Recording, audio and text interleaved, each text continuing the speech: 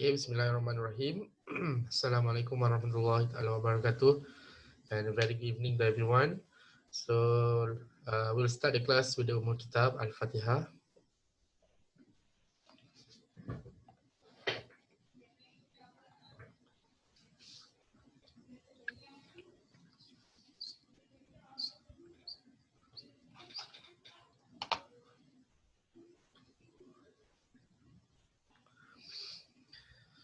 Okay, so let's continue our lessons on the next topic or the next chapter, chapter 4. I think chapter.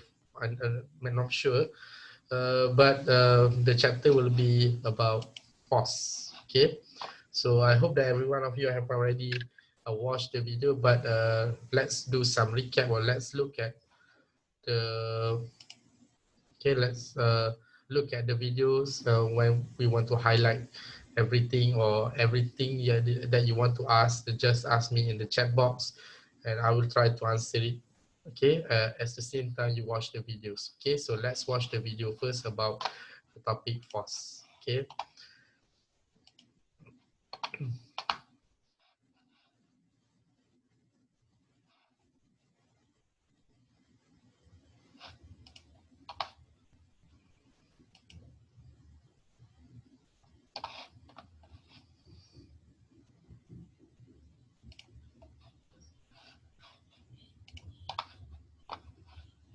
Now we will proceed with chapter 4, Newton.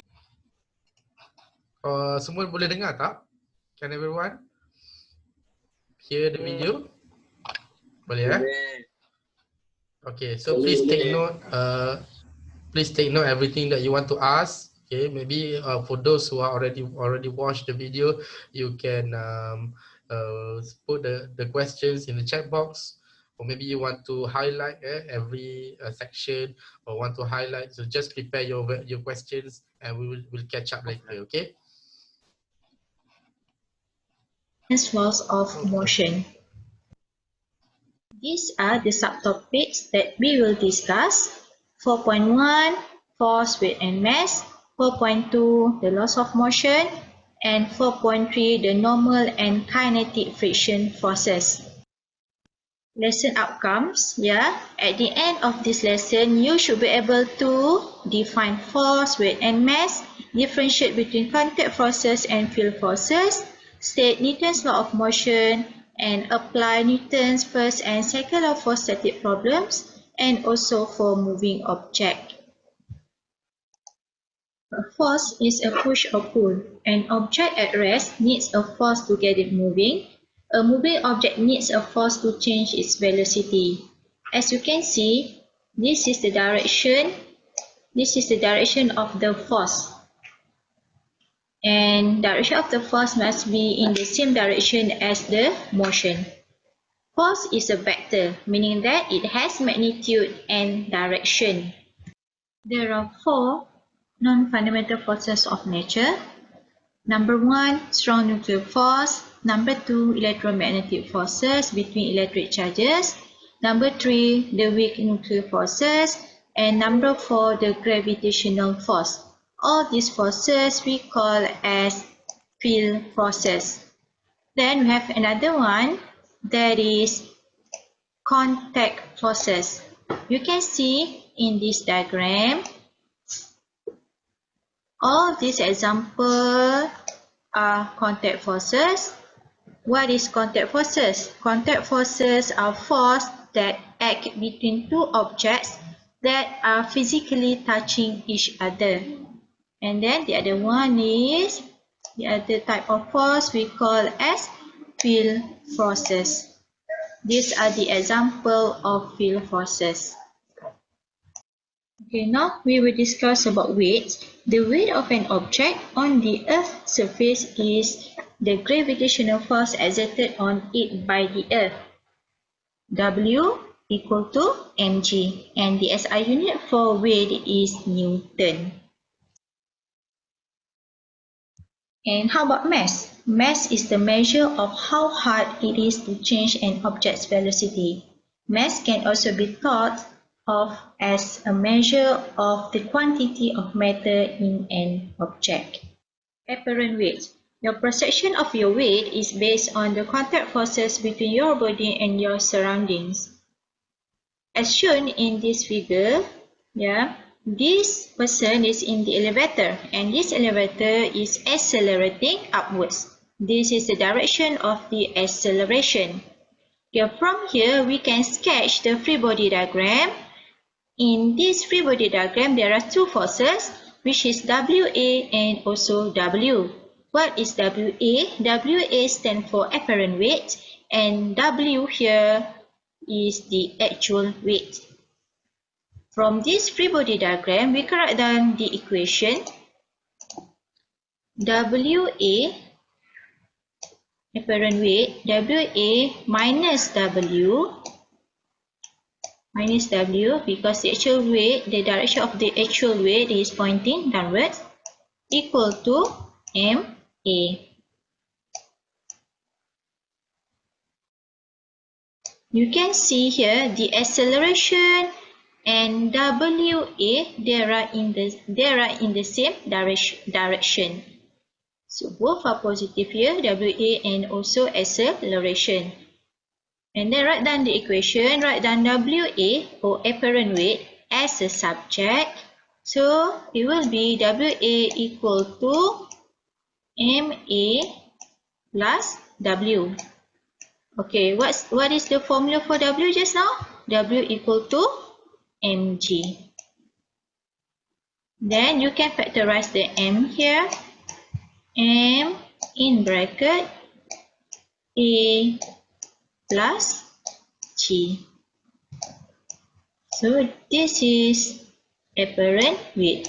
So apparent weight equals to MA plus mg. So from this formula, we know that when the elevator is accelerating upwards, WA or apparent weight will becomes more than the actual weight. Okay, 4.2, Newton's law of motion. There are three Newton's law of motion. The first law of motion, which is about law of inertia, and then second law of motion, and third law of motion. Then, from the Newton's cycle of motion, okay, we have the formula, which is F equal to MA, total F equal to MA. How to apply this Newton's cycle of motion to solve problems? Yeah. Okay. So the first step, you have to identify the object whose motion is considered, and then determine the forces exerted on the object. So when you know the forces exerted on the object, then you can draw the free body diagram, or we call as FBD, for each object. Let's say there are two objects, then you must draw two FBDs. Then, according to the acceleration direction of the object, write an equation for x-axis, which is total Fx equal to max, and the equation for y-axis, total Fy equal to may. Now we will discuss the relation between F and A. From here, the formula is total F equal to ma. More force means more acceleration, meaning that when there are more force, there are more acceleration. Why? Because F and A, they are directly proportional. The same force exerted on a more massive object, okay, what happened? If the same force exerted on a more massive object, what happened to the acceleration? Acceleration will decrease. Why? Because M and A, they are inversely proportional. And SI unit for force is kg meter per second square, and combination of this unit we call as Newton. Okay, again, this is about free body diagram, but I want to show you how to sketch the free body diagram and apply the Newton's second law of motion to solve the problems for forces in two dimensions. The first step, draw a sketch. For one object, draw a free body diagram showing all the forces acting on the object. As you can see in this diagram, there are one object here. And then you have vector A, which is FA, and you have vector B, this is FB. Okay, then resolve vectors into components. Resolve vector into components X and component Y. And then apply Newton's second law to each component and then solve the problems. As you can see here, you have two forces which is FA and also FB.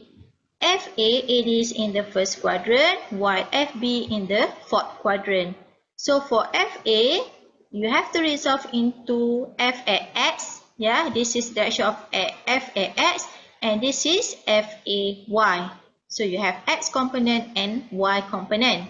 For FB, this is the direction of FBX, and this is the direction of FBY. Okay, so this is how to resolve into X and Y component that you have learned in vector. And what is this? This is the resultant vector. And don't forget to write down the angle here. This is 45 degrees and this is 37 degrees. You have to resolve into cos and sine theta. Okay, you may try this example at home.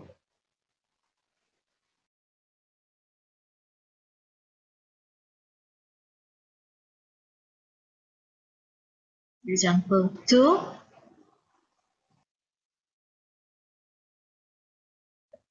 For point 3, the normal forces and kinetic friction forces.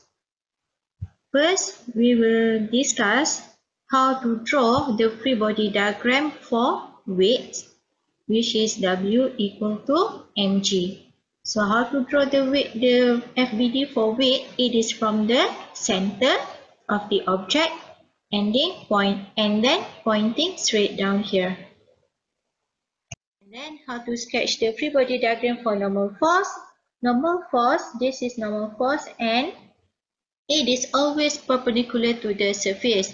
So you have this horizontal surface and then normal force is perpendicular to the surface. Then friction force, it is always oppose the motion direction. Let's say this is the direction of the force. So friction force will be in the opposite direction. And this is the formula for friction force. Ff equal to mu n. Mu here stand for coefficient of friction and n here stand for normal force. For tension, the direction of tension T1, here there are T1 and T2. Direction of the tension always away from the body. So this is the body. So it is away from the body. Same as this one. This is the body. So it is away from the body. For smooth pulley, T1 equal to T2. Okay, there are two different surfaces here. This is horizontal surface and this is an inclined surface. How to draw the free body diagram for horizontal surface? This is horizontal surface but there are an applied force here. Okay, so as usual there are normal force here and this is mg which is weight. And let's say this is a rough surface, so there are friction force and this is the applied force. Okay, then for incline surface, the same thing that we have to do, sketch the free body diagram. This is the weight which is from the center and then straight down here. Okay, you draw the free body diagrams on the object. Okay, so from the center here, straight down here is the mg and this is friction. Yeah, friction force. Because the direction of the motion is in this direction. Okay, then we have normal force, which is perpendicular to the surface. This is the surface, right? And then normal force must be perpendicular to the surface. Okay, an object sliding down an incline has three forces acting on it. Okay, we have normal force, gravity, and frictional force. Okay, then from free body diagram, for horizontal surface and inclined surface, we want to write down the equation. How to write down the equation? First, if you look at this diagram, okay, there are two forces, this free body diagram, which is R and also mg. Okay, R, I write down here as R because it is stand for reaction force. We call reaction or normal force. But if you refer to your textbook, they use N here, yeah, stand for normal force. So you can use R or N, yeah, okay. So from here, the equation R and mg, they are along y-axis. Okay, they are along y-axis. So total F equal to 0. And then R will be positive R or N. Yeah, normal force. Normal force minus mg. Why this minus? Because mg here, mg is pointing downward, while n is pointing upward. Okay. From here, you will write the equation, which is n minus mg equal to 0. R equal to mg. When you rearrange this equation, you will get R, or again, we can write down this one as N. Yeah, so N equal to mg, which is normal force equal to mg. Okay, next, for inclined surface here, okay, just now I have shown you how to draw the free body diagram. Yeah, normal force. This one again R, you can also write down as N, which is stand for normal force. Okay, normal force must be perpendicular to the surface here. Yeah, to the surface. Normal force must be perpendicular to the surface. Okay, and then this is the mg, which is from the center, mg, and it's straight down here. Okay, and you can see that this mg, you need to resolve into x and also y component. So this one will be, this is the angle, which is same as this angle. Okay, this one mgy will be mg cos theta, because we consider the angle is here. Okay, and then this one will be mgx will be mg sin theta. Okay, how to write down the equation for y component? Yeah, for y component, you can see we have normal force, and downward we have mgy, which is mg cos theta. And then you write down the equation R minus mg, but this is for y component, equal to 0. Okay, why this is negative? Again, mgy here. Yeah, look at the arrow here. It is pointing downwards. Okay, so R minus mgy equal to 0. And mgy we resolve into y component, which is mg cos theta. So R minus mg cos theta equal to 0. And then you bring this mg cos theta on the other side, what will be? And then we will get R equal to mg cos theta. Okay, then the last slide, exercise 1. Please draw free body diagram for figures below. Yeah, there are 4 different figures here. Please try to solve this. Yeah. Okay, bye. Thank you.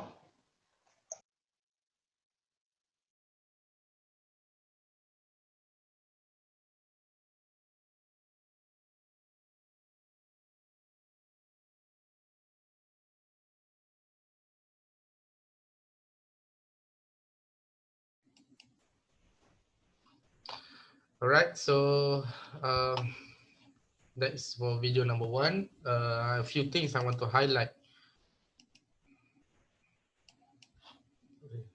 Okay, so these topics, can anyone hear me? Yes, Anyone dengar? sir. Yes, Okay, good. Thank you for your feedback. All right, so let's do some recap. So this is all about forces. So you should know what is the contact forces and also field forces, right? What's the difference between weight and mass, right?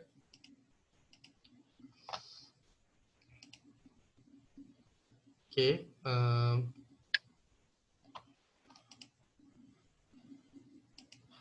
Right.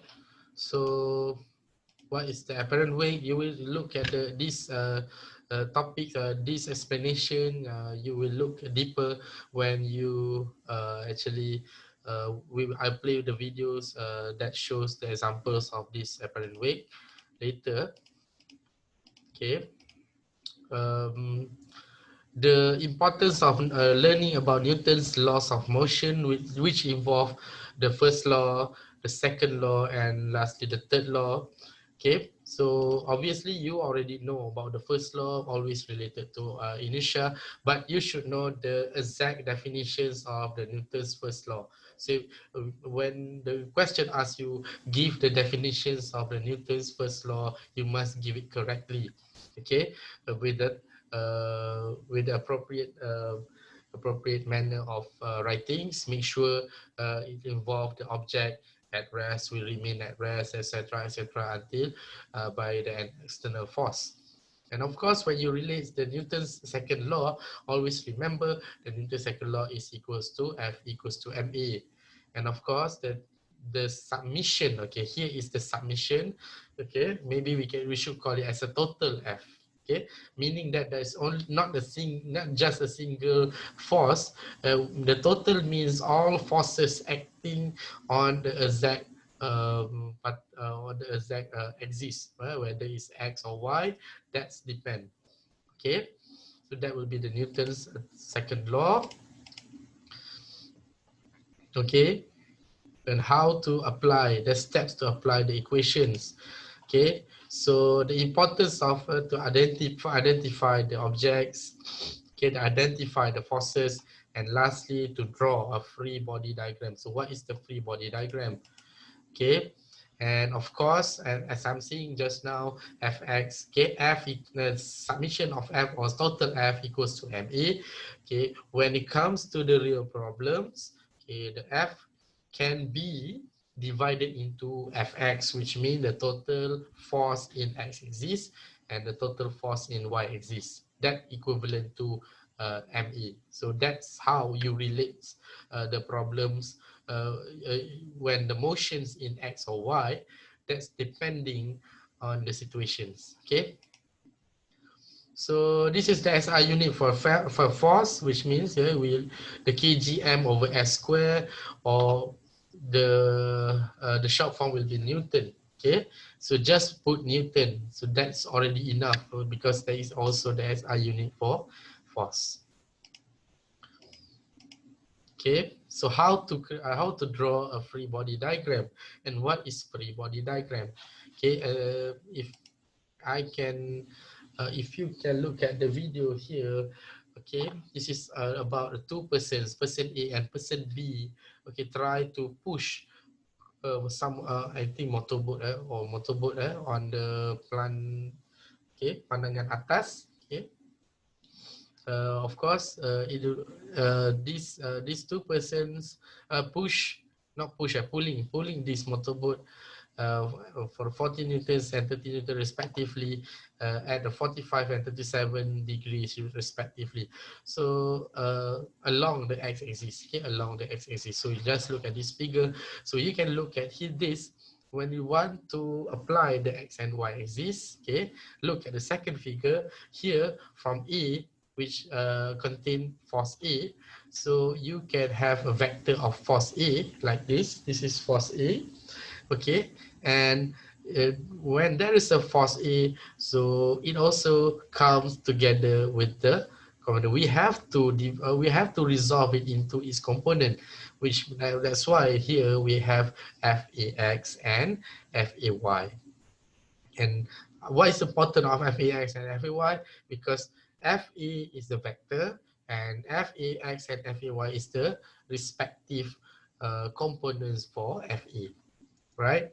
So does with the FB. FB is also got FBX and FBY. So we should consider both by just try to remember what we have already learned in the previous chapter about how to solve the vectors using components. So which means we have to add AY to the BY and BX to the AX. And of course, we can get the resultant force. So this is the free body diagram. First, get the idea of how to understand first the concepts behind force. Okay, not just a simple calculations. It must consider the free body diagram. Okay, must be able how to draw a free body diagram. And if you can see in the second diagram, the forces of FA and FB is always pointing out from the coordinates of 0, 0, or so I call it as asalan. All forces, all arrows should be pointing out, okay, not pointing into the point. Okay, all forces is actually pointing out of the 0, 0 coordinates. So that's why this is one properties of the free body diagram. Okay, right? So this is the examples. Okay, like so. Okay, if you can look at these examples, okay, it's very good to understand the concepts of free body diagram.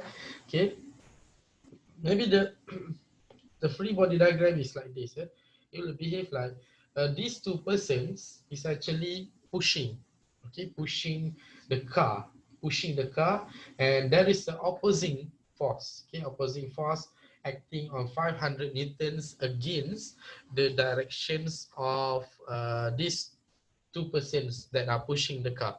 Okay, so meaning that if the original free body diagram should be like when you have two forces, so meaning that both forces should be here. Okay, so the blue one is at 275 Newton, and another one is 395 Newtons, and the opposite one is the 560 Newton. Okay, so that is not the case on how to write how to draw a free body diagram. In fact, if you want to get the to excel in drawing a free or sketching the free body diagram, make sure all the arrows should be pointing out from this part. Okay, remember this is the most important thing. The arrow should be pointing out. So meaning that we should first, okay, so let's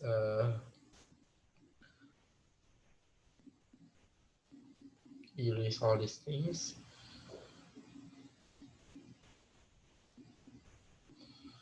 Okay, how to draw a free body diagram, a better free body diagram. So let's say this is your Cartesian coordinates, and look at this. Look at the arrow is pointing out, so we can easily, okay, put it here with the same value. Okay, meaning that there are two forces acting from this side, 275 Newton and also 395 Newton. See, this is the point where all the forces is going out. Okay, going out from this point. Okay, going out from this point. And of course, this opposing force should be going this way. Okay, meaning that we doesn't change the directions, we doesn't change the vector, we doesn't change the magnitude, and doesn't change the direction. Okay, the direction is still the same. So this is the free body diagram. Okay, so get used to understand the free body diagram. Why? Because when we can excel the free body diagram to draw sketch the free body diagram, we can easily, okay, we can easily the main or which part, okay, which side should we add or minus. Okay, so let's look at this point. 275 plus with 395 Newton minus with 560, because where we have the normal thing is everything on the right side should minus on the left side. So that's why we try to add 275, 395 and minus those values with the 560 Newton, and that's why we can get 110 newtons at least. Okay, you should write down as towards right. Okay, maksudnya pergi ke kanan, because it's contain 100 another plus 110 newtons. Okay, or should, yeah, they already put a directed along the x-axis, so it's very important to understand those topics. Okay,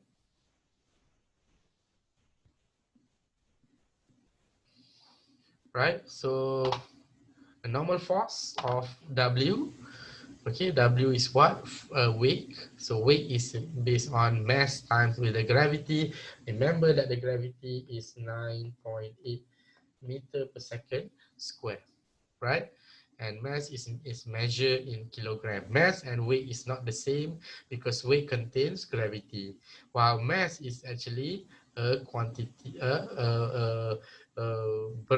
jisim. Kita katakan sebagai jisim is a mass. Okay, right. So let's look another part. Okay, the frictional force, so, and also tension. This is all about the applications of the forces. You can look here, this is an inclined plane. Okay, inclined plane, how to deal with inclined plane. We will look at the topics later on. So this is the summary of the topics in chapter 4. Okay, okay, chapter 4, while discussing about forces. Okay, just this is all about forces. So meaning that you may have to get the type of forces. What is the type of forces? We may have a gravitational forces, and maybe these things we always call it as weight. Okay, and how about reaction and normal forces? Okay, so what is reaction and normal forces? Again, when you considering, okay, considering an object on a plane, definitely it will have mg, or should I call it as weight. And at the same time, weight is always pointing downwards or towards the center of the earth. Okay, center of the earth, and it should be coming from the center of mass, meaning that kalau kita di tengah-tengah. Okay, object, we have an object, we have the objects, and it should be from at the center of the mass. Okay, center of the mass, and of course, there is some reaction force. What is reaction force? We should call it as normal force. What is normal force? Normal force is the force that is perpendicular to the surface. Where is the surface here? This is your surface. And of course, the end. Okay, this one should be N. Okay, maybe some books will use R. Okay, because R stands for reactions. Normally, for our book, our textbook will use normal force. So we will use N. Maybe N, maybe a small letter N. Okay, is considered as force. Okay, so in this case, we should know about force. And also another part of the force is the frictional force. Okay, in frictional force, we have a small letter f is equivalent to mu k times n. Okay, what is the mu? Coefficient of friction. Okay, so this thing will depends on the material, meaning that different material, different surface will have a different mu. Okay, different mu. And of course, this mu is now have been divided into static and kinetic. Okay, this one is non-static, or also known as kinetic. Okay, meaning that this one, okay, the coefficient, we may find that this equation now have become F equals to mu K kali dengan N, and another one is F is equivalent to mu S kali dengan N. Mu S stands for coefficients of static friction. So S stands for static, while K stands for kinetic. What does it mean by kinetic? That means object in the move. Okay, that are moving, and of course, mu S is static. Static means berguna, duduk diam. Okay, so that will explain about video number 1. So let's watch another videos. Okay.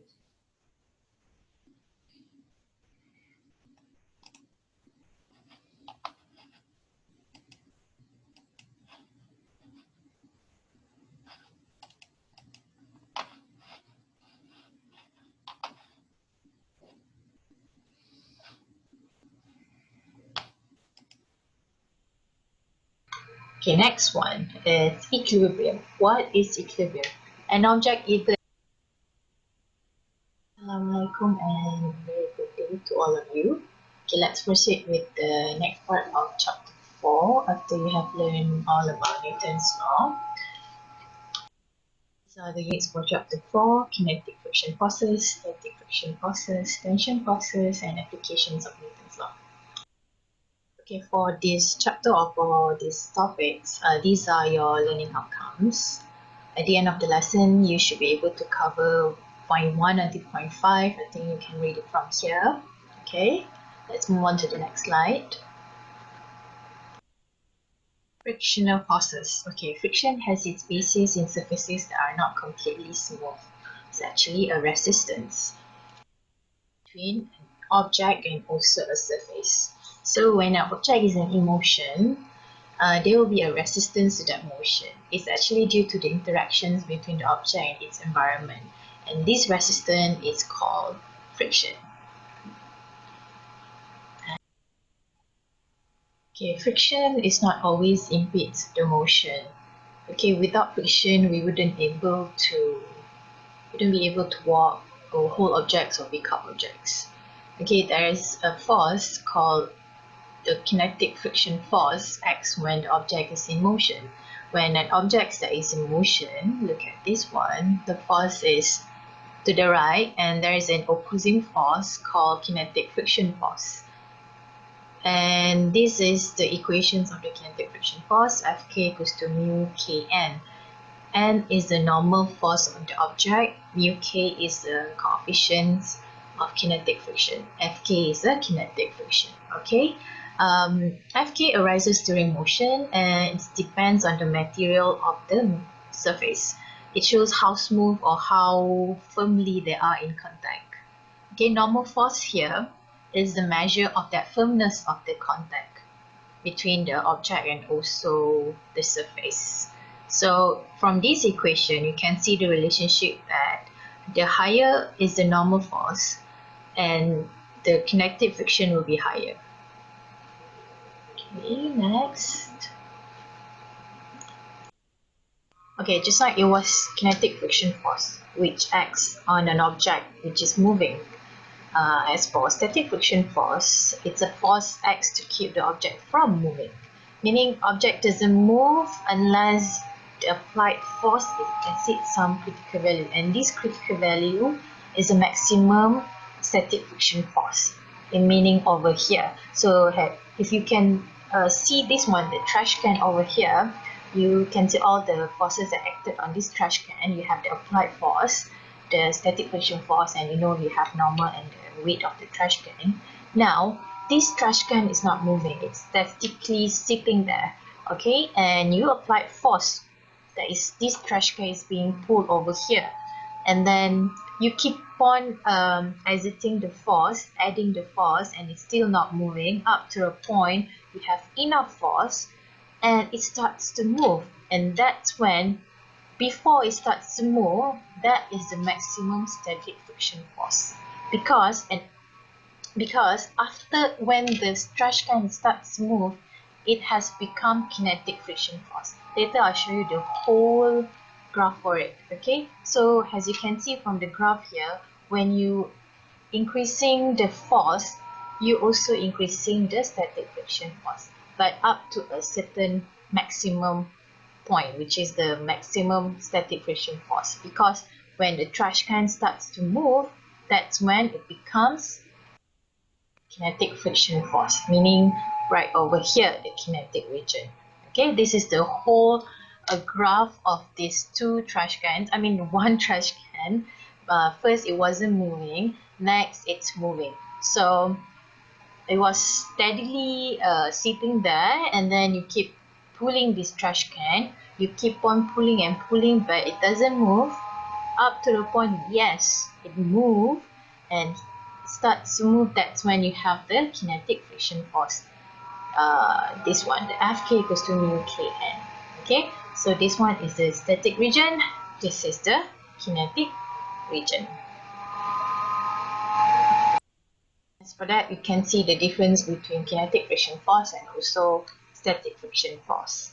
With that, you will see that the friction is proportional to the normal force. So F is proportional to the normal force. And static friction is greater than kinetic friction. As you can see from the graph, you will see that static friction is bigger than the kinetic friction. Okay, coefficient of friction, either it will be coefficient of kinetic coefficient or static coefficient. It must depends on the surfaces of the contact, meaning the different material are going to have different mu or different coefficient. Okay, direction of the frictional force is always opposite direction of the motion or direction of the applied force.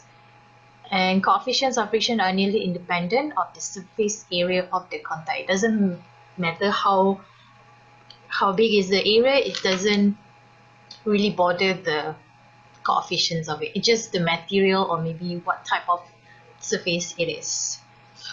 Okay. Kinetic frictional force independent of the speed and also its area of contact. Like I told you just now, it doesn't depend on the area of the contact. It only depends on the contact, the material of the contact, the surfaces. So just look at this diagram here. It's a very simple experiment showing a block is being pulled by a spring scale. So it's being pulled by a force here and it's moving. Thus you're going to have the kinetic frictional force. And what happens when you add another block on top of it? When you add another block, so the normal is going to be increasing. Thus, your kinetic friction also increasing. As for that, you need to apply more force. So adding second brake doubles the normal force, which doubles the kinetic friction, right? Okay, this is the relationship that I'm meaning to show you just now. So the friction experienced by surfaces sliding against one another. So unit motion equals without saying because it's kinetic. Alright. By this relationship, you see the summation of Fx is ma. So you learn this in Newton's second law. So F minus Fk equals to 0 because velocity is constant, so there is no acceleration. Thus, your force equals to the kinetic frictional force. The kinetic frictional force is proportional to the normal of the object. Okay, mu k is coefficient of the kinetic frictional force, and static frictional force depends on the normal force of the object. Okay, look at this, some coefficients of friction, the table of coefficients of friction. So they give you the mu s and the mu k. Mu s is coefficients of static friction and mu k is coefficients of kinetic friction. So steel on steel is 0.74 and this one is 0.57. You can see that mu s is bigger than mu k. Static friction is bigger than kinetic friction. It makes sense though. Give you one example. If you are running and compared to you just standing without doing anything, it's easier to push you when you are running because you are it's so easy to push you when you are running than rather you are just standing, because you need more to apply more force than someone that is already running. So it's easier to push someone that is running and rather than someone just standing. So that's That's the logic of it. Okay, so just bear in mind that static friction is bigger than kinetic friction. So does the coefficients of static friction and coefficients of kinetic friction. Okay, let's look at this example of the sliding hockey puck. All right, given to you this hockey puck in this diagram with initial speed 20 meter per second. The puck remains on the ice and slides 120 meters, slowing down steadily until it comes to rest. So there is a keyword here. Okay, determine the coefficients of kinetic friction between the puck and the ice. Okay, how to do this? Okay, I always like to extract all the information given. So you know that 20 meter per second is the initial speed. So this is your V naught. Okay, it's like, oh, I'm so sorry. It's like 120 meters, so this is your delta x, slowing down steadily until it comes to rest. That means the final velocity is 0. And the question asking for coefficients of kinetic friction, meaning the mu. Okay, I'm sorry, my handwriting is just terrible. Okay, let's look at how you have to do this, and let's look at the solution. Okay, first thing first, you have to draw the free body diagram. So you can see here it's moving to the right. So this is the motion, and as you know, kinetic friction is always opposing the motion. So this is the direction of the Fk. You got the normal and the weight of the hockey puck. So what you have to do next? Extract the information given. I already extracted for you. Okay, so you have V naught is 20 meters per second. The delta is 120 meter, the V, the final velocity is 0, and what is the coefficients of kinetic friction? So first thing first, what you have to do, you need to find the acceleration. Okay, by using this kinematics equation, motion, okay, you extract all the information, then you just substitute the values inside here, then this is what you get. The acceleration is negative 1.67 meter per second square. And after you have found the acceleration, then you need to find the normal force. So normal force here is equivalent to the weight of the hockey puck. Alright. Substitute n equals to mg into the equations of this one. Fk equals to mu kn. So you're going to get Fk equals to mu k mg. Okay. And you apply into this equation because the motion in x direction, so Fx equals to ma, you apply into the Newton's second law. So you're going to get this one, negative Fk equals to mu k mg. Just substitute all the values inside here, and this is your mu k 0.170. Okay, there are other types of friction. Okay, the friction between the moving car's wheels and the road is the static friction. We also have air resistance that we experience, and also fluid friction. This is actually happened experienced by ships or passage of a fluid in pipes. Okay, so those are the types of friction. Okay, we're done with the friction. Now is the applications of Newton's law. Okay, things that we need to assume means object behave as particles. We can ignore the rotational motion for now. You're going to learn about rotational motion soon. Okay, masses of strings or ropes are negligible. Interested only in the forces acting on the object, and we can neglect the reaction force. You know about reaction force. We can neglect that at the moment. Okay.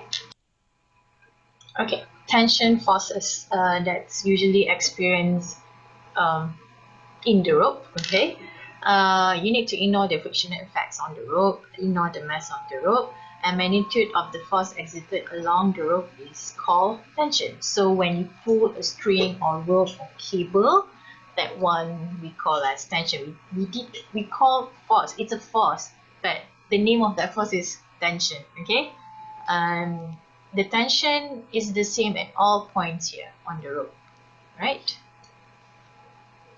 Now we want to see these are the example. Like this boy is pulling a cart, a big cart with a rope that is attached to it. Magnitude of the force, tension T acting on the bob. Tension is the same at all points along the rope. So you have the normal and also the weight, the forces exerted by the earth and the ground of this cart. Okay.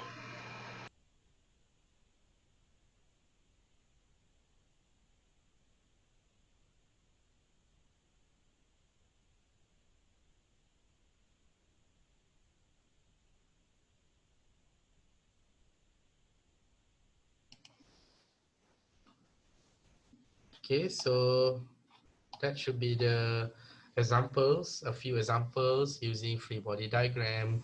So let's look at what should we learn in this topic.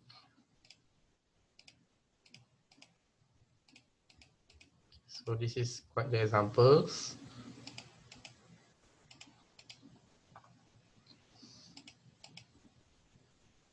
right?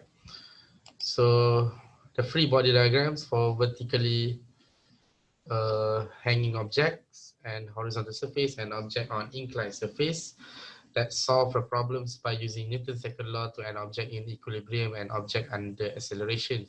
So differentiate between static friction and kinetic friction. So again, I should remind you about static and kinetic friction. Okay, static and kinetic friction. There are two different meanings about static and kinetic. Obviously, static means diam, static means bergun, not moving, but kinetic is a moving object, right? So solve problems involving coefficients of kinetic friction. So this is coefficients of static and kinetic. So static is mu s and kinetic is mu k. Okay, solve problems of connected object in horizontal or verticals. Okay, so there are several okay, so forces of friction. So this is due to the interaction between objects and its environment. Environments, in this case, we are talking about surface. Okay, so for the kinetic frictions, the force of kinetic friction acts when the object is in motion. Bila objek tengah bergerak, okay, objects in motions.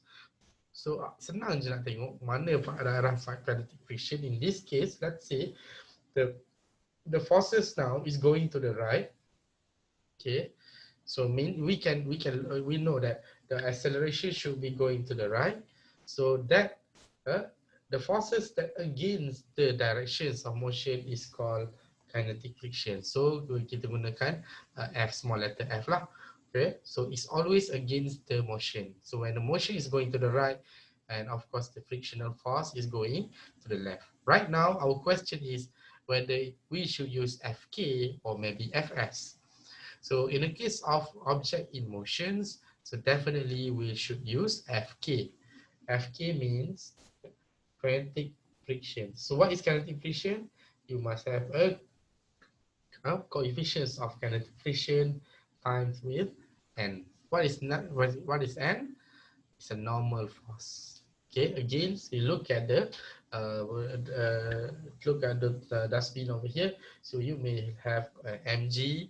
Okay, you may have n. So n is a normal force. Fk and another external force. Okay, so that will be Fk.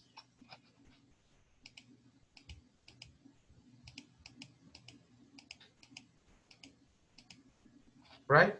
So this is about static friction. So what is static friction? Friction that acts to keep the object from moving, meaning that there is no movement of object in static friction. When we try to deal with friction to understand the static friction, we should know that the object is not moving. Okay, the object is not moving, so it keeps the object from moving. The frictional force from the, to be exact, the static frictional force, okay, keeps the object from moving. All right. So if F increase, so the static friction also increase. And if F decrease, the static friction also decrease. Okay, so please remember how to use it. Okay, the Fs or maybe Fk. Right? So forces of friction, friction is proportional to the normal force. The force of static friction is generally greater than the force of kinetic friction. Okay, so force of static friction, so Fs is basically bigger value, have a bigger value compared to kinetic frictions. Okay, you can look at the previous graph that it shows that the Fs is actually a big greater than Fk. So because of this is due to mu, okay, because mu will give a different value of mu for the static and also kinetic.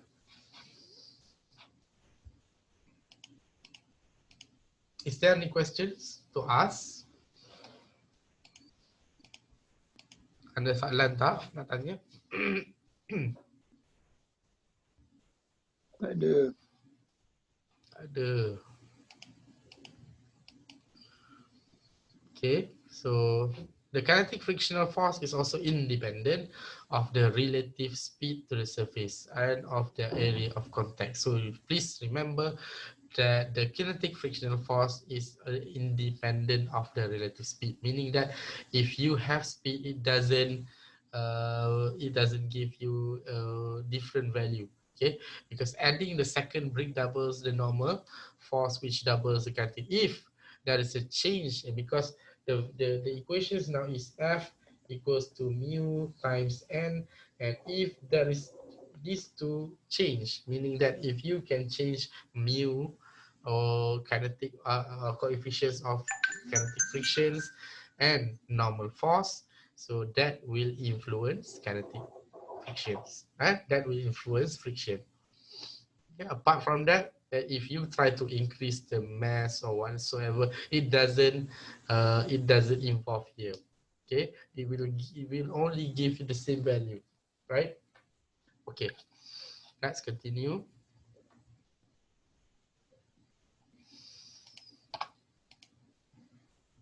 Okay, so again, on how to use the frictional force inside the F equals to ma. So as given by the examples here. Okay, so this is some coefficients of friction. Okay, meaning that as I'm saying, all materials have different mu s and mu k. Okay, and definitely mu s will have a greater value than mu k. Okay, why? Because mu fs is actually bigger than fk. Okay, the sliding hockey puck is a good example on how to understand the concepts of frictional force. Okay, so we can look here. Okay, this is the initial velocity, right? The puck remains on the ice. When you have ice as the surface, so we can actually believe that there will be there is no frictions, but that's depend on the situation, because when the ice is come to the questions, we normally say okay, there is no friction, but in fact it did mention, okay, in the questions, determine the coefficients of kinetic friction between the puck and the ice. So therefore we know, although the surface is quite slippery, there is some uh, friction force, okay, because we have to calculate the coefficients of kinetic friction. So that's how you know this is the question where we should put the friction in the examples, okay, or in the workings. So this is the puck, okay, bola hoki ice tu. Okay, you can look here. While in motion, dalam pergerakan, there is still a normal force going upward, because N is always perpendicular to the surface. This is the surface of the ice. And of course, the puck have a center of mass in the middle of the puck. Here, where this is the wake that have straight downwards directions. Okay, and of course we have a frictional force that against the motions. When the motion is going to the right, and of course the frictional force should be to the left. Okay,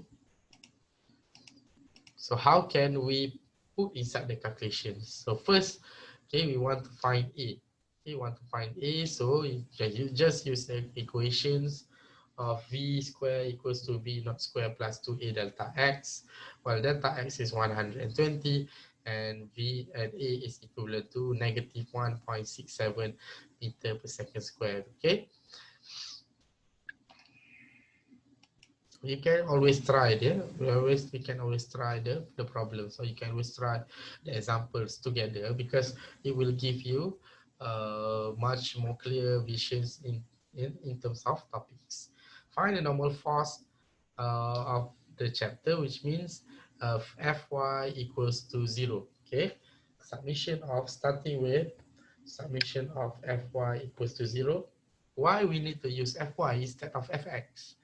Okay, the question now have asked you about normal force. We know that normal force doesn't contain in x-axis.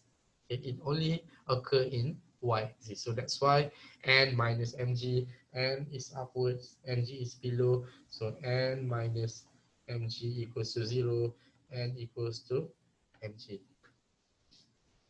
Okay, so therefore we can have normal force that equivalent to the mass times gravity.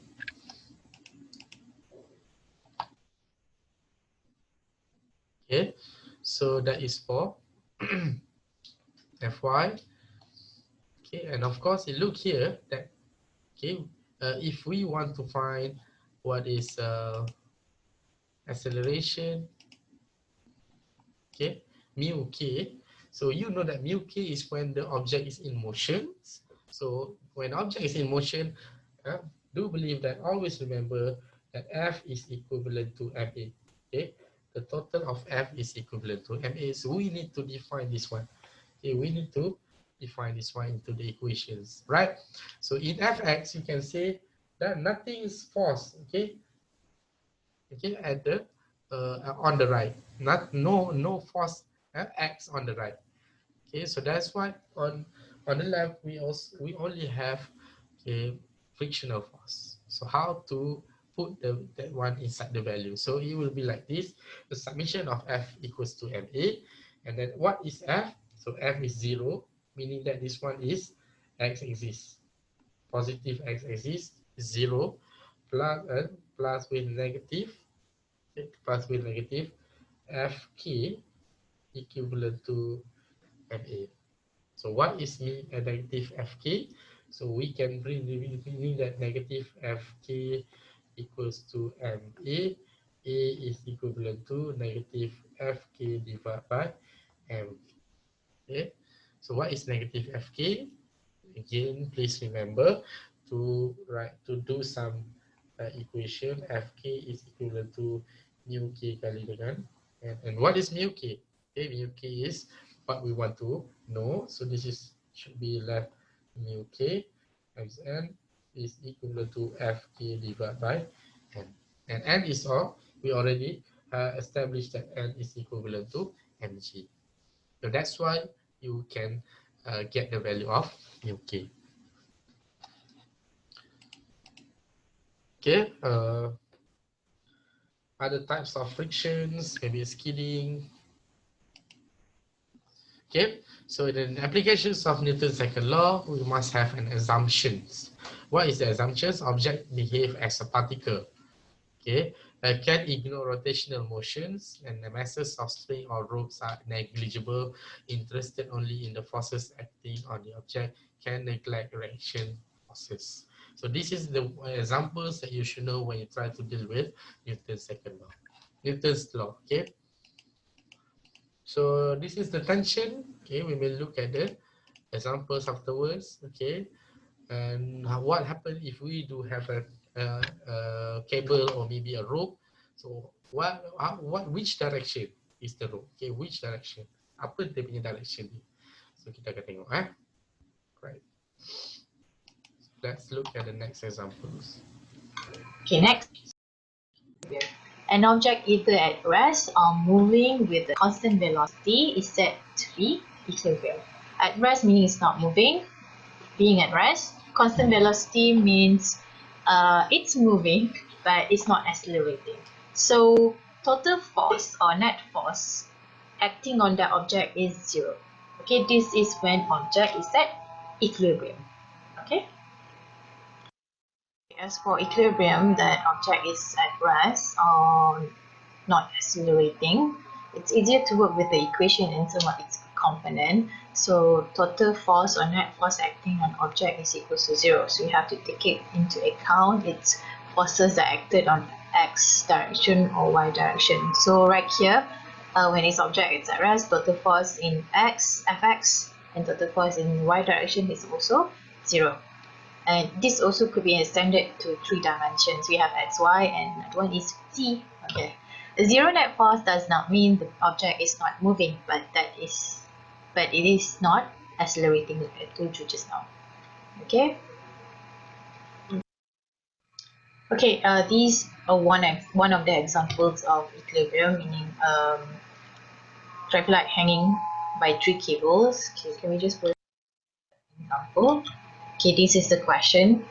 Traffic light weighing 100 Newton hangs from a vertical cable. So this is the cable and 2 other cables that are fastened to a support. So this is the support with angles 37 and 53 degree. Find the tension in each of the 3 cables. So the question asking for what is the tension in T1, cable 1, T2 and T3. So yes. First thing first, draw the free body diagram like this. Then you know where is the directions of each component in x or y direction.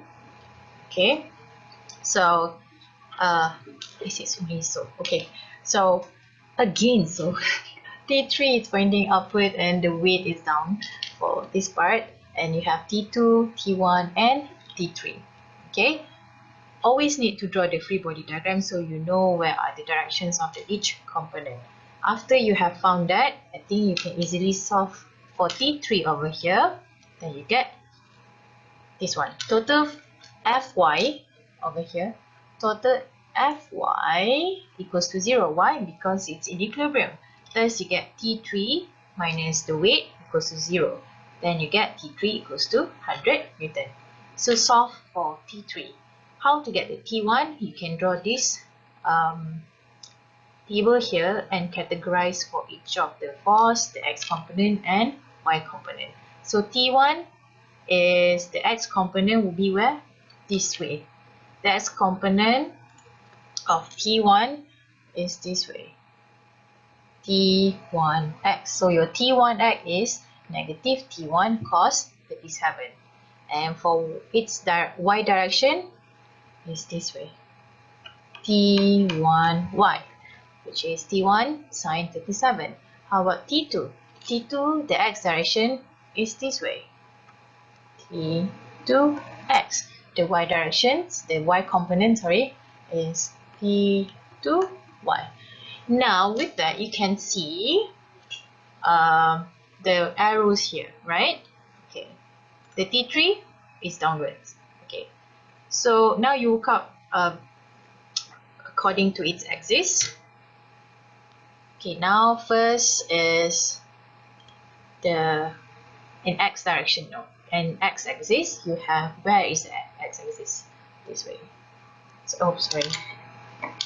All the forces acting in x axis are T1x and also T2x. Okay, you just take the value from here.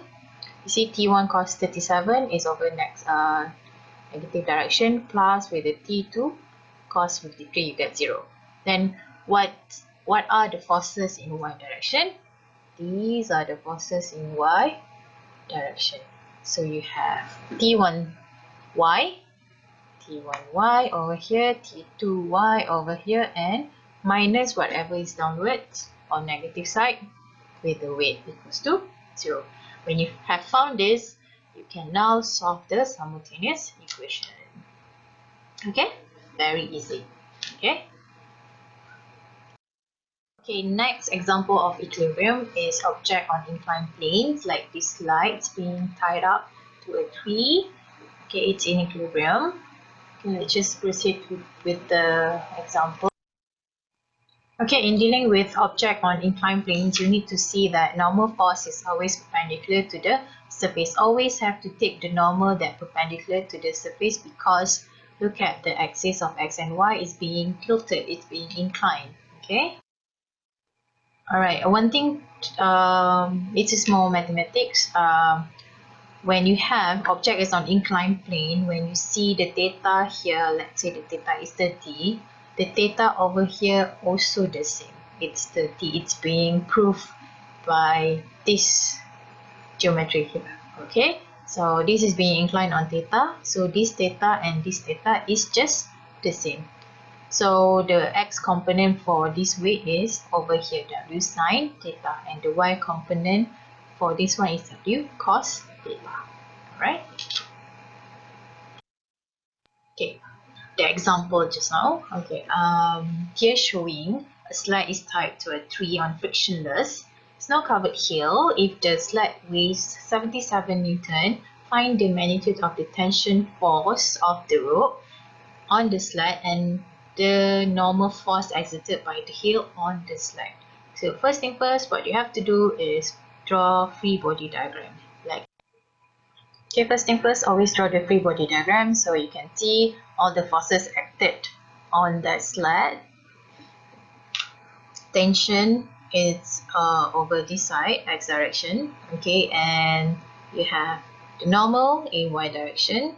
The weight, how is the weight? Weight, you always need to draw from the objects, just pull it down like this. Okay,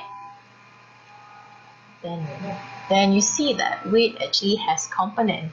Its component is in y component and also x component, because your axis has become like this. This is in y direction, this is x direction, and upper that is y direction. Okay,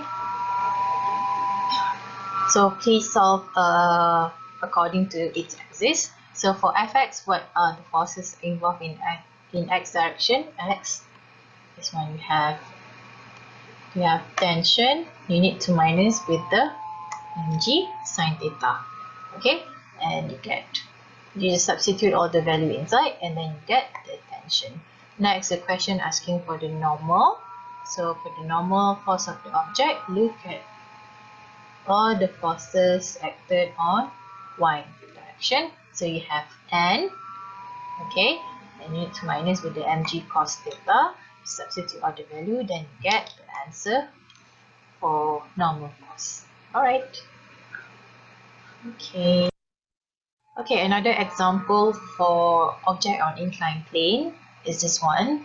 The question asking for what? Okay, let's read the question. A car of mass m is on an IC driveway inclined at angle theta 20 degree, as the figure shows. Estimate the acceleration of the car assuming the incline is frictionless. So you need to find the A, acceleration. Okay, finding the A, and then you need to find if the length of the driveway is 25 meter and the car starts from rest at the top, how long does it take to travel to the bottom, and see what is the car's speed at the bottom. There are so many questions, then you have to do step by step. Okay, first thing first, always draw the free body diagram. So this dot is the car. Okay, normal force acted in y direction, and the weight is always pointing downwards here. Okay, weight of the car. Then you see the weight has its component over here and over here, the mg sine theta and also mg cos theta. So this is x direction, this is y direction. Okay, x and y direction. Okay, so you need to solve it.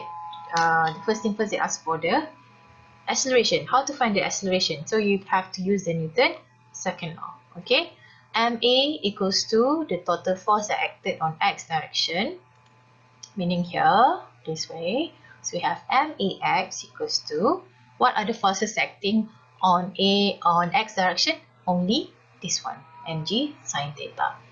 Okay, and For y direction, what are the forces acted on y?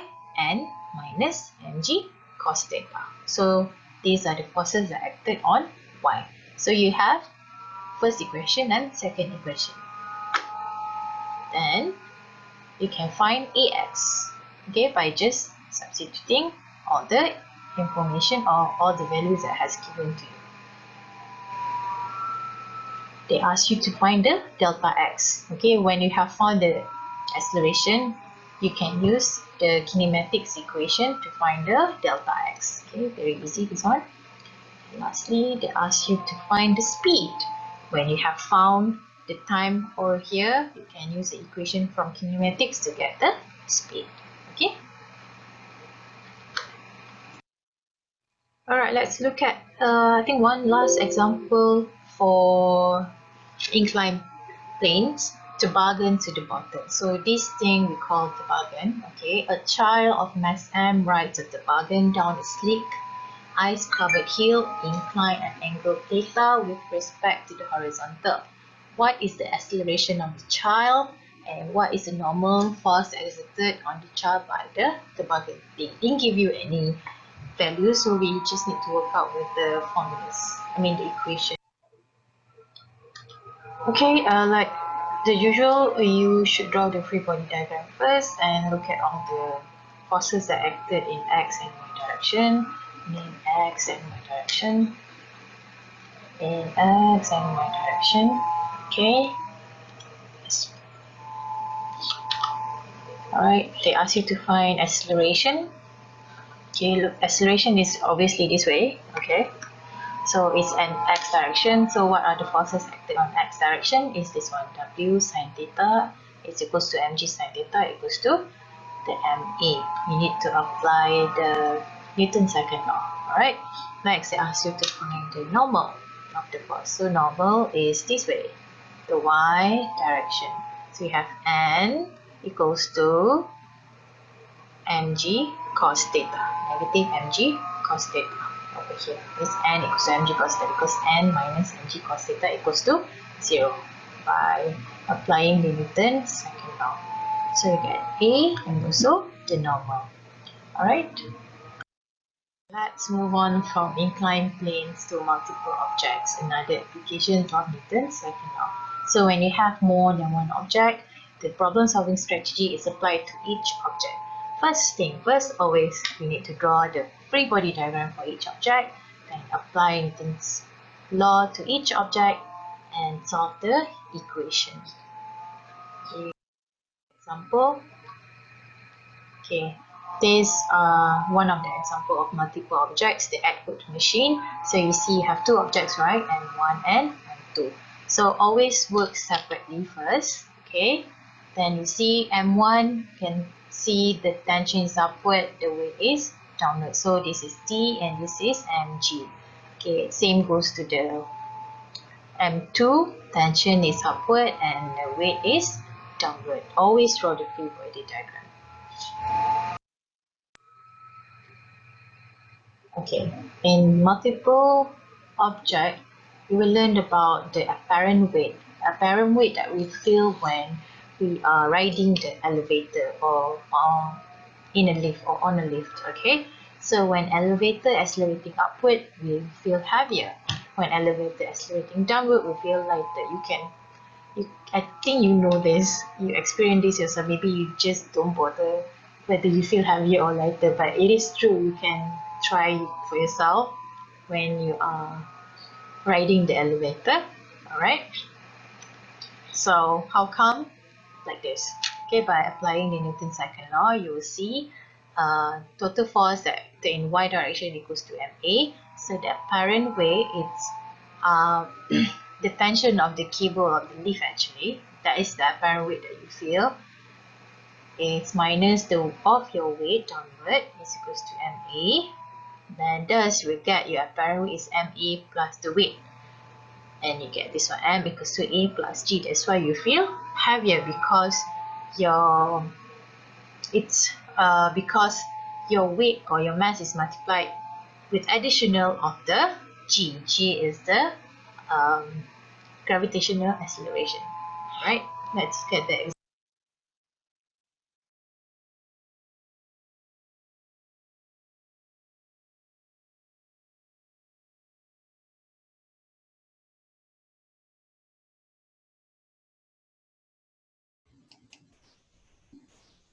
Okay, so do you have any problems with this video for part B, chapter 4.3? So do you have anything to ask in terms of, okay, I mean, seeing there is no problem. When I look at the chat here, no questions. Okay, maybe you want to ask a few things. Okay, if you do have, then please put in the chat box here to ask me anything. And about this about these videos, okay, it explain more in terms of how to use in the application. So how to use the forces in, but straight into the application. So let's say, and the last part, which is uh, how when the elevator is accelerating upwards, you will feel heavier, and while downwards, you will feel lighter. So it's all proven by the equations. Okay. And of course, the multiple objects that have been connected to the rope or maybe a cable. So we, as I mentioned earlier, we should assume that the thread or the rope is actually massless. Okay, because we don't want any mass to be calculated with the rope, because we only focusing on mass M1 and M2. So therefore, the most important part in dealing with the forces is you must draw a free body diagram on your own. Or in fact, if you don't want to draw a free body diagram, a new free body diagram, just use the figure, use the original figure, okay, to jot down. Maybe you can put where is T, where is M, where is G, and where is the directions of acceleration, because in this part you should know that the accelerations is either going up or going down, is have the same, it's just the same values. Okay, so this is about the incline. Okay, please make sure you do understand how to resolve the vectors. Okay, so which part is to be a cos or sine. Please make sure if the angle is here. Okay, if you look at the questions where the angle is here, right, so where it should be, we put the angles, so it should be here. Okay, the angle should be here, okay, between the vector and also the components of y. Okay, so that's why this y become w cos theta, and this part of x become w sin theta. And that's why in the earlier class, in the previous chapter, I always tell you that don't force yourself to understand, or don't force yourself try to remembering about okay, bila x je cos, bila y je sin. It never be like that, because this is where you can see here the importance of how you deal, or how you solve the problems of the components, okay, or vector component, because we must look at the theta. Okay, the key here, we must know where is theta, because let's say y, okay, the w, meaning that this is the wy, and this is the wx. Wy contains theta, theta is in between wy and w. So that means wy must have cos. That's why you have to know. Okay, of course, the negative part is because of it's pointing downwards. All right, and how about wx? Wx is considered as positive, but because of there is no theta in between the vector and wx, so it becomes sine. Straightforward, it becomes sine. Okay. Okay, so just go back again.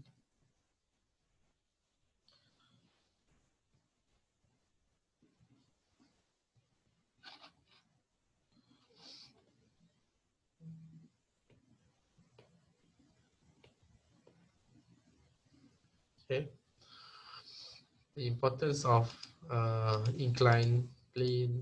So this should be always students in the previous batch always have a difficulty in determining whether this one is a sine or cos or whatever. Okay, so tolong perhatikan betul-betul dekat mana yang kita kena pakai cos, dekat mana yang kita kena pakai sine, what is the position of w. If you look carefully, the w is always pointing downwards. Okay, W is always pointing downwards, okay, straight downwards, bukan sengit, bukan bengkok. Tetapi kalau you tengok dekat N, normal force is always 90 degrees to the surface, 90 degrees to the surface. Okay, so that is the most important thing. That's why we train you to draw or sketch the free body diagram at first. Okay, it's very useful when you try to dealing with the problems. Okay, so there's a lot of problems. This one is a tension. Okay, and equilibrium, object in equilibrium.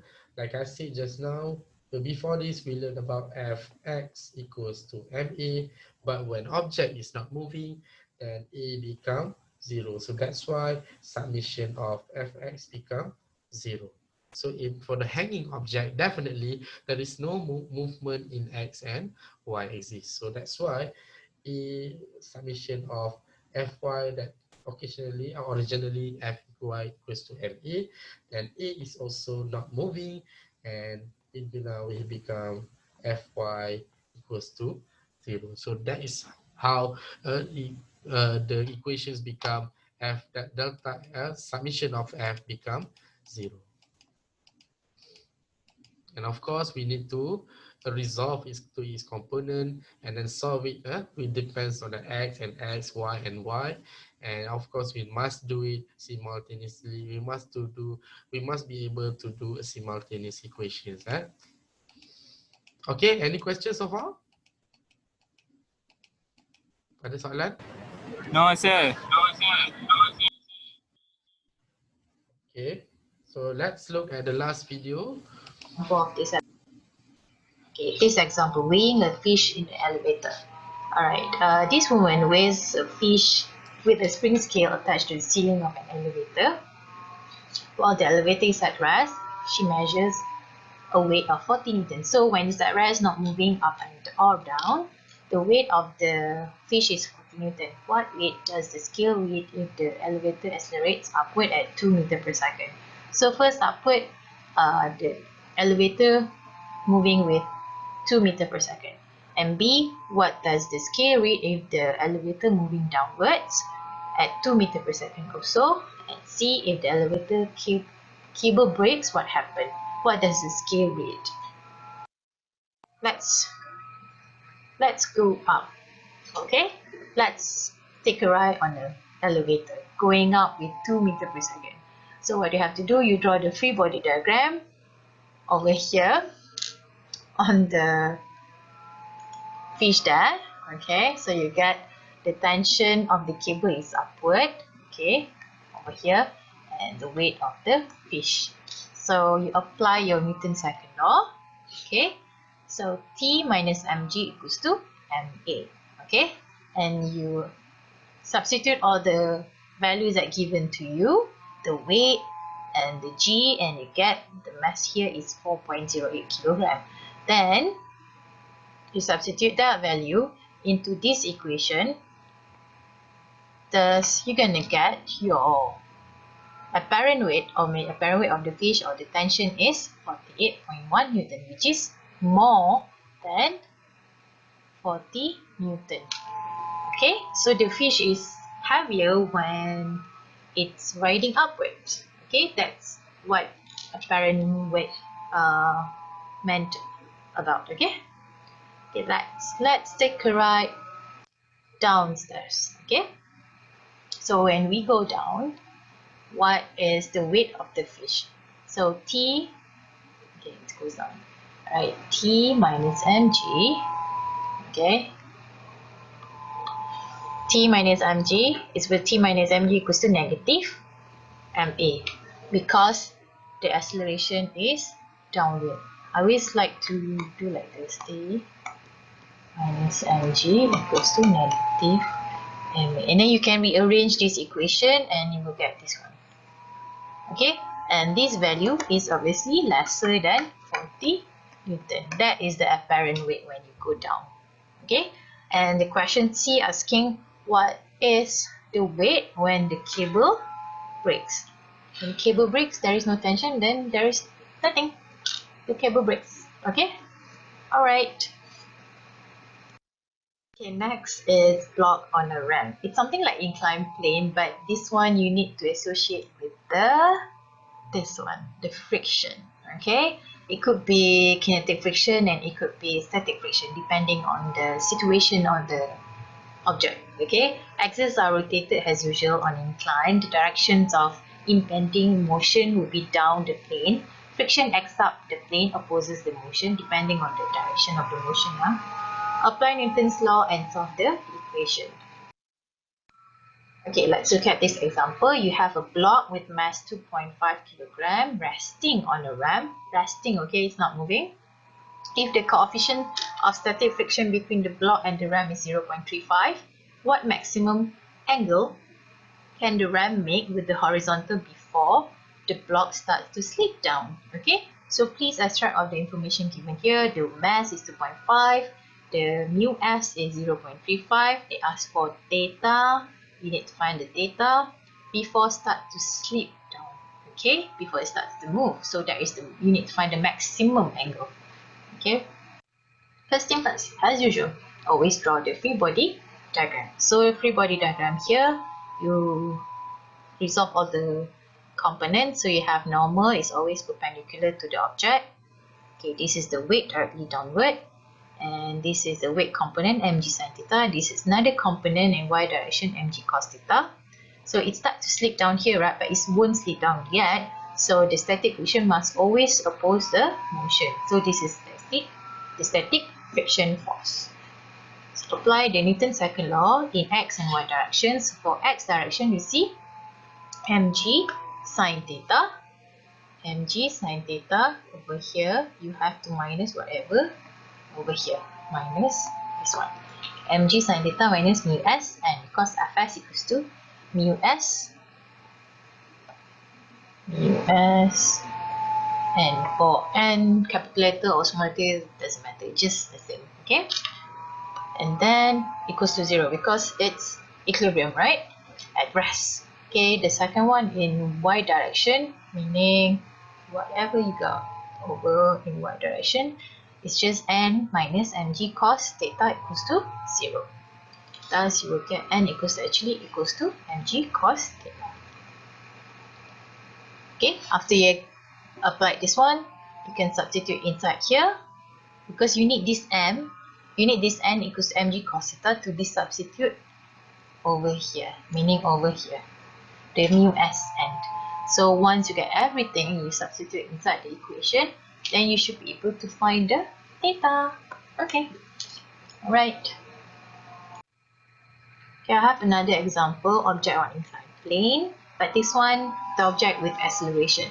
Okay, it's given here, an object of 2 kg pulled up this way by a force of 50 Newton, and the surface has coefficient of friction of 0.2. Find the acceleration of the object. So you need to find the A. Okay. First thing first, always draw the free body diagram because this is direction, and this is direction of x and y. It's x and y. So this is the applied force. This is the friction force. This is the normal force. And be sure that this weight has its component. The component of this weight is here is W cos theta. I'm sorry because of my writing is terrible. And over here, right over here is mg or W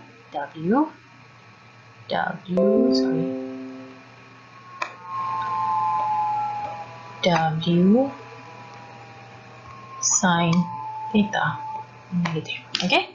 So in x direction, you have 50 Newton, the applied force, the frictional force, okay, and also W sin theta. So be sure when you write, you substitute into the Newton's second law, you have these three forces. Okay. So object is moving along the incline, so that means acceleration in x direction, there is no acceleration in y direction. So you substitute into the Newton's second law, F equals to mx.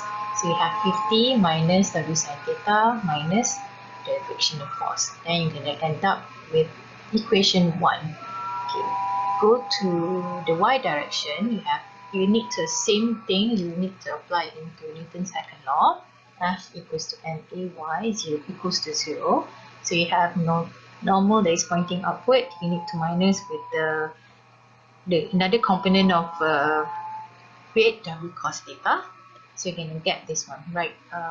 Automatically you're going to get this one, Fn, or the normal, equals to 17.76 Newton. Okay, you substitute this value into the first equation, you're going to get the acceleration. Okay, so how to get the frictional force? By using the equation, by using this equation just now that I taught you, F equals to mu n. Okay, it doesn't state here it's mu k or mu s. You just follow whatever is given here because the coefficient here is just 0.2. Okay. Okay, let's move on to the next one. I think it's the last one. Connected objects. Okay, the object is being connected with like this one. Okay, you need to apply Newton's law separately to each object. So meaning, first you apply to M1 first. Okay, look at all the direction, the x and y direction, x and y axis. Then you look at the M2, also apply the x and y direction. So there is no x direction for M2, only y. Okay. The magnitude of acceleration of both objects will be the same. So meaning acceleration here and here is the same. And tension also the same in each diagram. Meaning over here and over here, the tension is the same. And you can solve the simultaneous equation. Treating the system as one object allows an alternative method or check. Use only external forces, and the mass is actually mass of the system. Mass of the system means mass of M1 and also M2. Okay, let's just go straight to the example. Look at this example. You have block M1 with 4 kilo and ball the M2 with 7 kilo are connected by a light string that passes over a frictionless pulley, just like in the diagram. Coefficients of kinetic friction between the block and the surface 0.3. So over here, it has the mu k, okay? It's 0.3, and the question asking for acceleration for two objects. Be in mind that in connected objects, acceleration is the same. Okay, over here it has acceleration, down here it has an acceleration. Okay, and B, they ask you to check the answer for the acceleration by using the system approach. Okay, let's do A first. Okay, first thing first, always draw the free body diagram. So this is the free body diagram of the M1, the block. Okay, you know the Y and X, we apply to here. So Fx T minus Fk equals to M1 A1, and obviously you know N equals to M1 G. Then you get the first equation, T minus mu k M1G equals to M1 A1. Okay, how did I get this one? You just expand this one. Expand the mu k. You know that, sorry, expand the Fk. You know that Fk equals to k N. Okay, when you expand this one, that's why you will get this one. Okay, this is the first equation. The second equation is coming from the ball, the M2. So you can see this is just like the output machine. So T minus M2G equals to negative MA. Why is it negative MA? Because acceleration is downward. So that's why you put negative here. Okay, so you get T minus M2G equals to negative M2A. And once you get 1 and 2, please just, since they say that tension is the same for this system, you just make it the same, equals this equation 1 with the equation 2 like this, then you should be able to get the acceleration. Okay, and just substitute all the value, then you get the answers. This one for acceleration and the tension. For part C, they ask you to find the acceleration using the system approach. System means they taking into account the whole total mass of it. So the total mass of it is just m1 plus m2. So that's why they just add up the m1 plus m2. Okay, but it's actually the same. When you look at this one, it's actually the same as this one. But I suggest you, okay, in my opinion, I suggest you to do it one by one. Meaning focus on object 1, then focus on object 2. Just find the equation and and solve this homogeneous equation. Okay.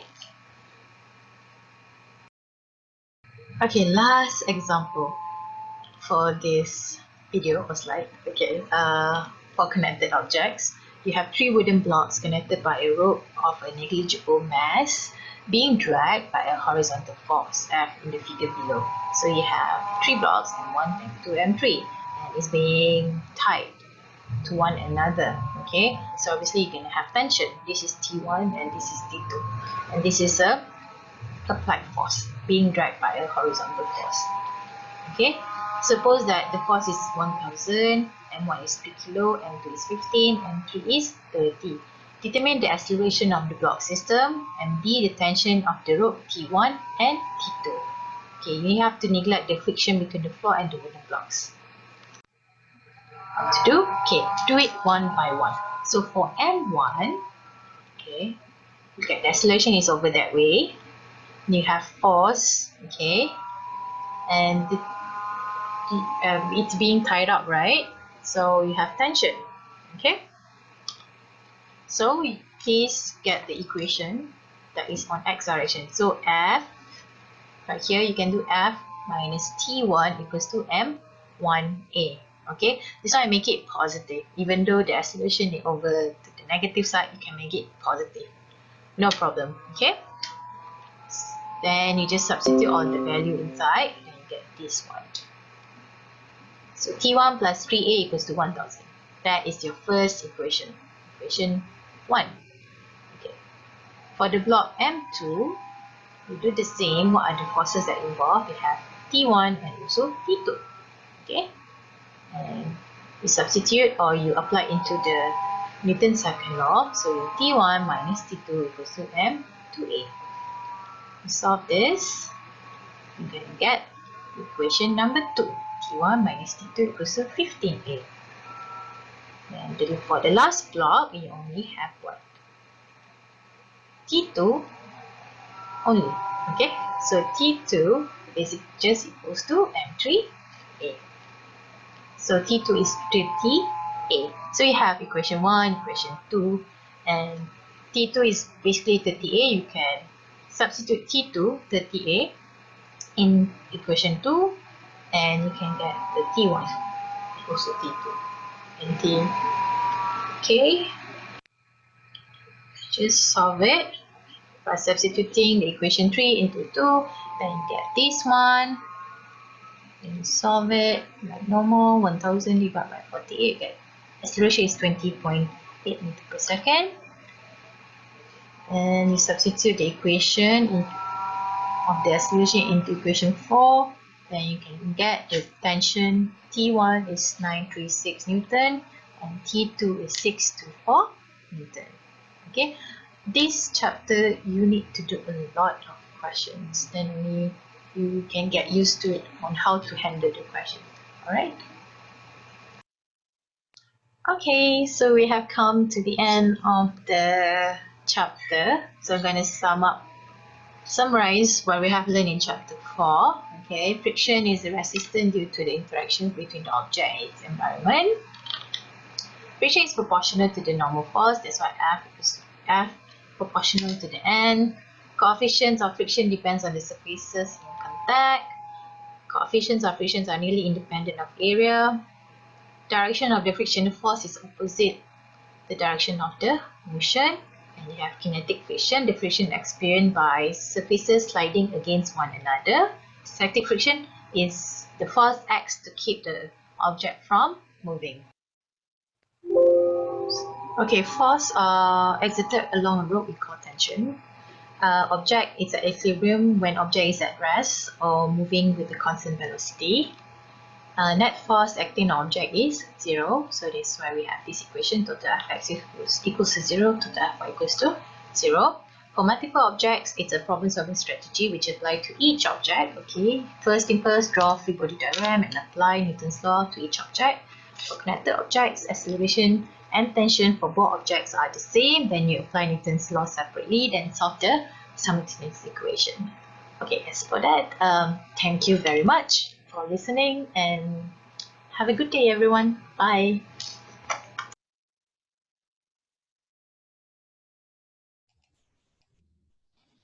Okay, so that will be the end of chapter 4. Do you have any problems with the last video? Okay, ada masalah tak untuk faham? I think most of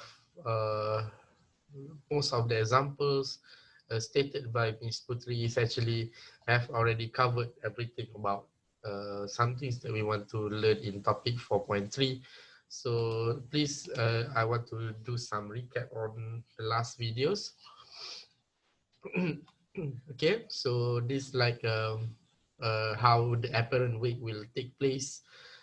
So you know that when we are when the object is when the lift is or the elevator is accelerating upwards, then we will feel heavier compared to when it's accelerating downwards, we will feel lighter. Okay, it has been proven by some calculations using this kind of examples, right? And the next is a block on a RAM. So we also have discussed about how can we interpret the inclined situations. But first, when we have an inclined situation, always draw a free body diagram first. Okay, if you look at the free body diagram on your right side, okay, you may see that all arrows is actually going outwards, okay, keluar daripada titik tengah tu. So that's how it mean by the free body diagram. And obviously try to jot down every information. For example, the block with a mass 2.5 kilograms, so that will be M. Is resting, meaning that it doesn't move. If the coefficients of static friction, so that particular words is actually indications or indicator of this block, although it's in the resting mode or although it's not moving, it still have a friction because we already learned about Fs and Fk. Okay, meaning that frictional, static friction and also kinetic friction. And of course, when it gives you coefficients of kinetic static frictions, definitely it will have 0.35. Okay, and what maximum angle? So the question asks you about what is the angle the ram make with the horizontal before the block starts to slip down. Okay, so that's very good questions. Okay, try to look at what's the real things or what the things that you should understand, the things that you should focus on. Please don't play with the ni, tolong.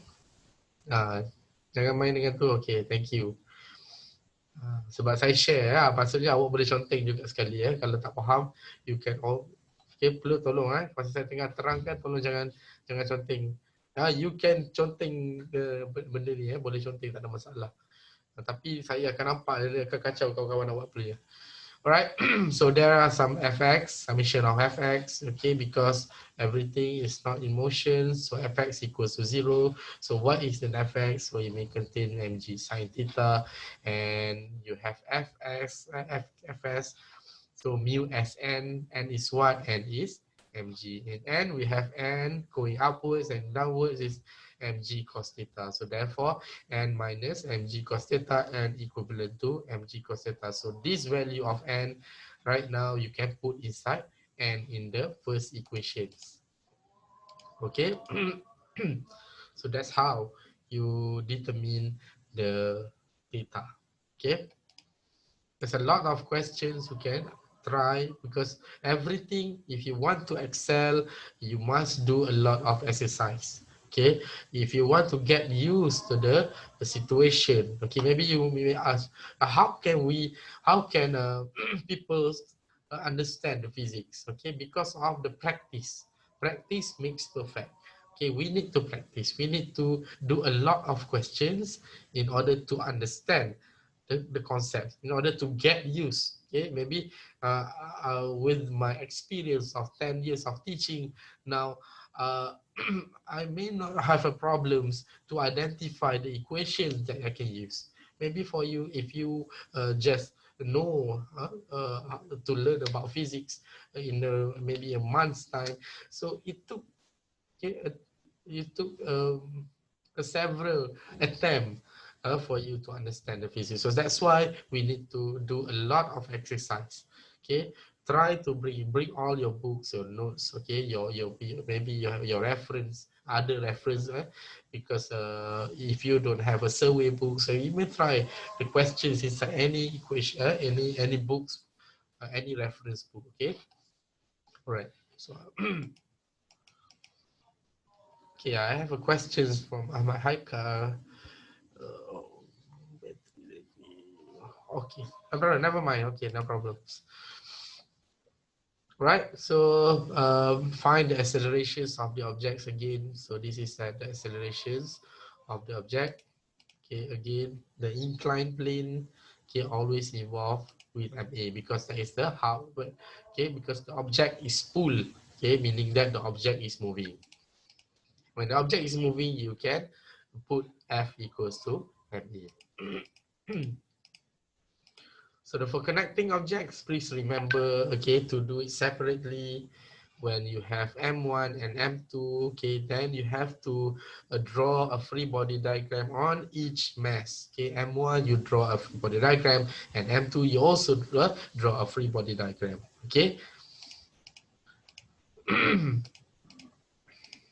So this is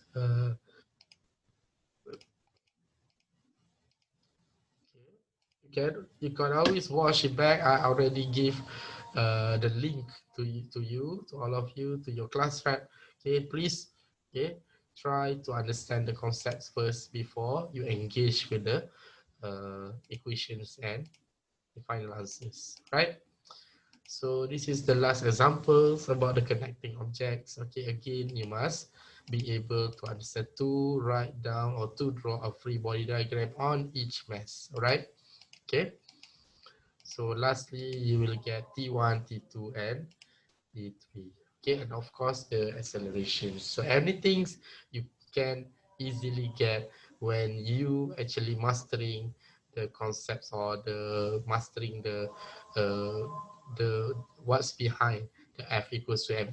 Because force is quite simple, F equals to ma, but F is considered as F, but you should know that F is not only F, maybe W is F, tension is also F, okay, friction is also part of force. Okay, so you need to understand that F alone contribute by other things. Okay, so that should be the end of our discussions, the end of the chapter 4. So right now you may have no problems to do a tutorial 3, okay, for next week. So please be prepared with your tutorial 3 for your tutorial class. Okay, so if you have a problem, then you can ask in the chat box. Okay, thank you very much, everyone.